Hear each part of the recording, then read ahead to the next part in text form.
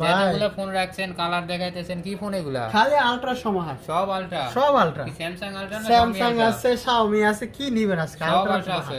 এই যে দেখেন Xiaomi 11 আলট্রা, MI এর 11 আলট্রা। জি Xiaomi 11 আলট্রা, একবারে বক্স চার্জার সব বক্স চার্জার তো না, কেবল আছে, কেবল সহ কভার সহ আছে, কেবল সহ জি, কভার cover সহ, সহ। অ্যাডাপ্টার আবার- শুধু নাই নাকি? জি, আচ্ছা adapter আচ্ছা, খালি আপনার ওটা এক্সট্রা ভাবে কিনতে হবে। ওকে, ওকে। 120 জুম। Adapter আবার এর- কিন্তু বাইরে কিন্তু এই যে আরেকটা ডিসপ্লে দেওয়া আছে, এই যে আচ্ছা, ডিসপ্লে, অ্যাডাপ্টারের টাকা উঠায় দিবেন। একবারে খুব আচ্ছা, সুন্দর আচ্ছা। একটা দাম দেবো, যেন অ্যাডাপ্টারটা আপনি কিনতে 12 পারেন। GB 256 G, GB in 12 display GB fingerprint, G, আবার 120 zoom, 20 zoom 888 processor. Triple eight processor, আবার ইন ডিসপ্লে ফিঙ্গারপ্রিন্ট আছে।